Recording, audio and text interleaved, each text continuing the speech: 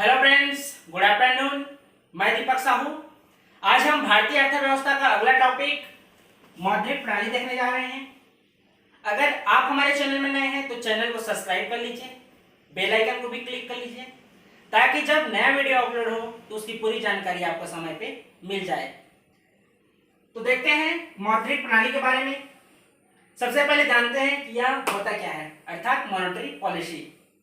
तो जिस नीति के माध्यम से किसी देश का मुद्रा प्राधिकारी मुद्रा का विनिर्माण करता है उसे मौद्रिक प्रणाली के नाम से जानते हैं।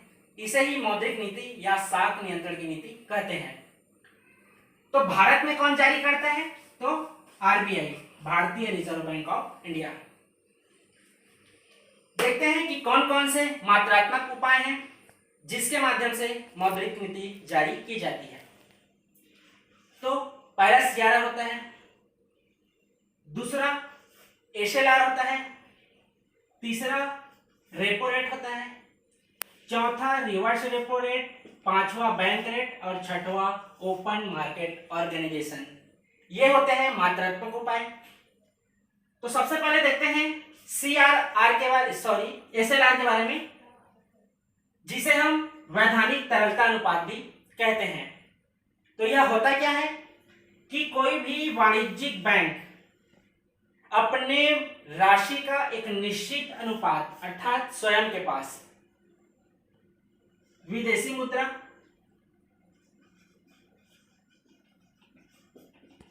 दूसरा प्रतिभूति और तीसरा सोना, ये तीनों एक निश्चित अनुपात में स्वयं के पास रखना पड़ता है। जिस दर पे इसको रखना पड़ता है उसे SLR के नाम से जानते हैं। तो वर्तमान में इसकी दर कितनी है? तो 18.5%। ये वर्तमान का आंकड़ा है। अब देखते हैं SLR को बढ़ाने से या SLR को घटाने से मार्केट में क्या स्थिति उत्पन्न होती है। तो SLR को बढ़ाने से बैंक के पास जमा राशि ज्यादा हो जाती है। इसको ऐसे समझिए, आपके पास 100 रुपए है, उसमें से 18.5 स्वयं के पास रखना पड़ेगा, तो आपके पास बचा 81.5 रुपए। अगर इसमें SLR को बढ़ाते हैं तो आपके पास इसमें और कमी होती जाएगी। मान लीजिए इसको 30% करते हैं तो आपके पास 70 रुपए बचती है, जिसको आप मार्केट में प्रोवाइड कर सकते हैं, बैंक ब्याज दे सकती है। तो जो 70 रुपए आपके पास बच देते हैं होता है मार्केट में, तो आपके पास बचा 30 रुपए जो आपके पास जमा हो जाता है, जिसका आप केवल जमा ही कर सकते हैं, ब्याज नहीं दे सकते हैं। तो SLR को बढ़ाने से क्या होगा कि बैंक के पास जमा ज्यादा हो जाएगा जबकि ब्याज देने के लिए पैसा कम हो जाएगा। तो इससे क्या होगा कि उनके पास लोन देने के लिए ज्यादा पैसा नहीं होगा और लोन लेने वालों की संख्या ज्यादा होगी, पैसा कम होगा, तो क्या होगा? ब्याज दर बढ़ जाएगी। जब ब्याज दर बढ़ेगी तो कोई भी निवेशक है निवेश नहीं करेंगे। जब निवेश ही नहीं करेंगे तो लोगों को रोजगार नहीं मिलेगा। जब लोगों को रोजगार ही नहीं मिलेगा तो उनके हाथों पैसा नहीं आएगी, तो पैसा नहीं आएगी तो महंगाई कंट्रोल रहेगी। ये हुआ SLR को बढ़ाने से जो स्थिति उत्पन्न होती है उसके बारे में। अब देखते हैं SLR को घटाने से क्या स्थिति उत्पन्न होती है। तो जो दर है 18.5% वर्तमान में, अगर उसे 15% कर देते हैं तो आपके पास बचता है 85 रुपए, जिसको आप मार्केट में पैसा ब्याज के रूप में दे सकते हैं। तो इससे क्या है, बैंक के पास जमा कम बचेगा अर्थात केवल 15% ही बचेगा। इससे क्या होगा, उसके पास लोन देने के लिए ज्यादा पैसा होगा। इससे उन्हें ब्याज दर में कमी करनी पड़ेगी। जब ब्याज दर कम होगा तो निवेशक अधिक निवेश करेंगे। जब निवेश करेंगे तो रोजगार उत्पन्न होगी, लोगों को रोजगार मिलेगा। तो इससे क्या होगा, जब लोगों के पास पैसा आएगा तो महंगाई क्या होगी? बढ़ेगी। यह हुआ SLR को बढ़ाने या घटाने से जो स्थिति उत्पन्न होती है उसके बारे में। अब देखते हैं CRR, कैश रिजर्व रेशियो, जिसे नगद कोष अनुपात कहते हैं। तो कोई भी वाणिज्यिक बैंक को अपनी राशि का एक निश्चित अनुपात भारतीय रिजर्व बैंक के पास जमा रखनी होती है। वह जो अनुपात होता है उसे ही CRR के नाम से जानते हैं। अर्थात आपके पास वही 100 रुपया अगर आपके पास है, इसमें से आपको एक निश्चित अनुपात RBI के पास जमा करना पड़ता है, जो आपातकालीन स्थिति या संकट की स्थिति में काम आता है।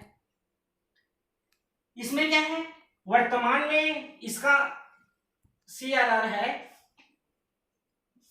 तो वर्तमान में इसका दर है 3%। इसमें आपको 100 में से 3 रुपए RBI के पास जमा करना पड़ेगा। तो देखते हैं कि CRR को बढ़ाने या CRR को घटाने से क्या स्थिति उत्पन्न हो सकती है। तो जब CRR को बढ़ाते हैं तो ब्याज दर बढ़ जाती है। वे कैसे कि आपके पास पहले से 100 रुपए है, RBI उसमें से 3 रुपए आप उसके पास जमा करते हैं। अगर इसकी दर बढ़ती है तो आप मान लीजिए 3 की जगह में ये 5 हुआ, तो आपके पास 2 रुपए कम हुआ ब्याज देने के लिए, अर्थात 5 रुपए चला गया RBI के पास। इससे क्या होगा, आपके पास पैसा पहले की तुलना में कम बचेगा। तो कम बचेगा तो ब्याज दर ज्यादा होगी। जब ब्याज दर ज्यादा होगी तो लोग लोन कम लेंगे, निवेशक निवेश कम करेंगे। इससे क्या होगा, रोजगार उत्पन्न नहीं होगी और महंगाई कंट्रोल रहेगी। यह हुआ CRR को बढ़ाने से जो स्थिति उत्पन्न होती है उसके बारे में। अब देखते हैं CRR को घटाने से क्या स्थिति उत्पन्न होती है। तो ये CRR को जब घटाते हैं तो आपके पास जमा राशि ज्यादा बचती है। जैसे ये 3% था तो 100 की जगह में मान लीजिए 2 होता है, तो आपके पास पैसा देने के लिए बचता है 98 रुपए। इसमें आपको ब्याज दर कम रहता है, लोन आसानी से लोग ले सकते हैं, निवेशक निवेश कर सकते हैं। इससे क्या होगा, लोगों को रोजगार मिलेगी और महंगाई बढ़ेगी। महंगाई कैसे बढ़ेगी कि रोजगार जब लोगों को मिलेगा तो उनके आय में बढ़ोतरी होगी। तो यह हुआ CRR को बढ़ाने से या घटाने से जो स्थिति उत्पन्न होती है उसके बारे में। इस तरह से हुआ CRR और SLR के बारे में। अब देखते हैं RR के बारे में, अर्थात रेपो रेट के बारे में। तो देखेंगे कि रेपो रेट, कोई भी वाणिज्यिक बैंक है वह जिस दर पर अल्पकालीन समय के लिए RBI से लोन लेती है उसे हम रेपो रेट के नाम से जानते हैं। अर्थात वाणिज्यिक bank reserve bank of India से लोन लेती है, जिस दर पे लेती है वो भी अल्पकालीन समय के लिए, उसे हम रेपो रेट के नाम से जानते हैं। लेकिन एक निश्चित समय के लिए लेती है उसे हम बैंक रेट के नाम से जानते हैं। तो देखते हैं पहले तो ये कि वर्तमान में जो इसकी दर है वह है 4%। अब देखते हैं रेपो रेट को बढ़ाने या रेपो रेट को घटाने से कौन कौन सी स्थिति उत्पन्न हो सकती है। तो देखेंगे कि जब रेपो रेट का मान ज्यादा होता है तो बैंक कर्ज कम लेता है। जब बैंक ही खुद कर्ज कम लेगा तो उसके पास निवेश अर्थात खुद के पास पैसा कम होगा, लोगों के संख्या ज्यादा होगी। जब लोग ज्यादा होंगे, पैसा कम होगा तो ब्याज दर ज्यादा होगा। ब्याज दर जब ज्यादा होगा तो लोग लोन कम लेंगे, निवेशक निवेश कम करेंगे। निवेशक निवेश जब कम करेंगे तो लोगों को रोजगार नहीं मिलेगा। जब रोजगार ही नहीं मिलेगा तो लोगों के पास आमदनी नहीं आएगी और महंगाई क्या है, कंट्रोल में रहेगी। उसके बाद है रेपो रेट को जब घटाते हैं तो कौन सी स्थिति उत्पन्न होती है। तो जब रेपो रेट का मान कम होता है तो बैंक अधिक लोन लेता है, जिससे बैंक के पास कर्ज देने के लिए अधिक पैसा रहता है। इससे क्या होता है कि ब्याज दर का मान कम होता है तो लोग लोन अधिक लेते हैं, निवेशक निवेश अधिक करते हैं। जब निवेशक अधिक निवेश करते हैं तो लोगों को रोजगार भी अधिक मिलता है और लोगों के पास जब पैसा अधिक आती है तो महंगाई भी बढ़ जाती है। इसको हम मुद्रास्फीति के बारे में अच्छे से देखे हैं।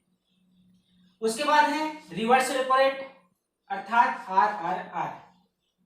इसमें देखेंगे कि जो हमारा रिजर्व बैंक ऑफ इंडिया है वह अल्पकालीन समय के लिए वाणिज्यिक बैंकों से जिस दर पर लोन लेती है उसे हम रिवर्स रेपो रेट के नाम से जानते हैं। तो देखते हैं कि जब रिवर्स रेपो रेट ज्यादा हो, रिवर्स रेपो रेट कम हो तो क्या स्थिति उत्पन्न होती है।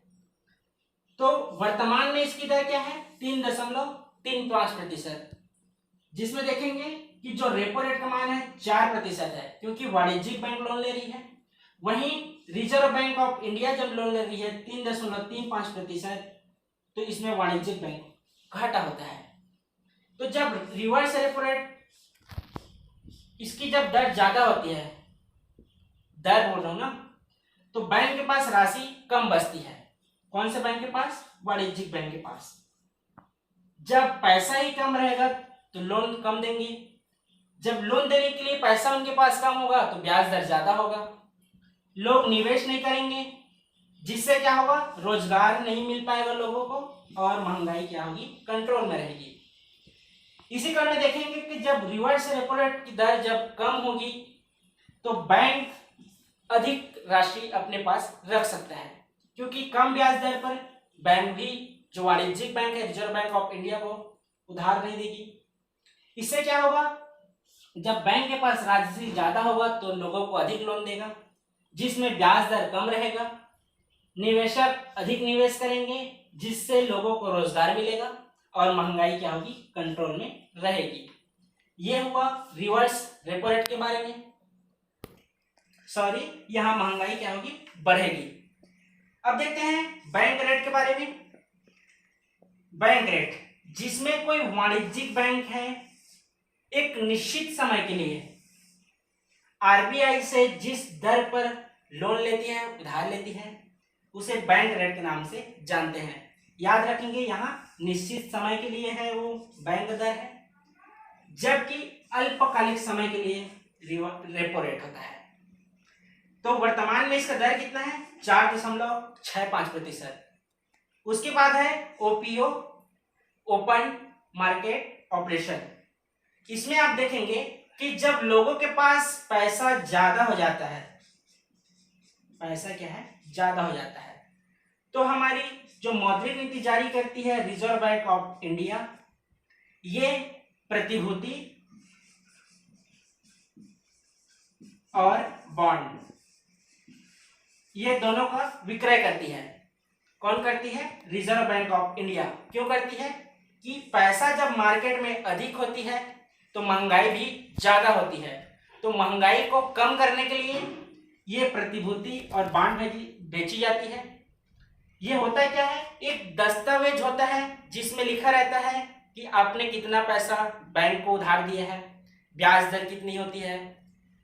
इसके माध्यम से जो मार्केट में पैसा रहता है आरबीआई अपने पास वापस बुला लेता है, जिससे महंगाई कंट्रोल रहती है। यही है ओपीओ। इस तरह से हुआ मौद्रिक प्रणाली के बारे में, जिसमें हमने CRR, SLR, RR, reverse repo rate, bank rate और ओपीओ के बारे में देखे हैं। वीडियो को लाइक कीजिए, कमेंट कीजिए, शेयर कीजिए। धन्यवाद।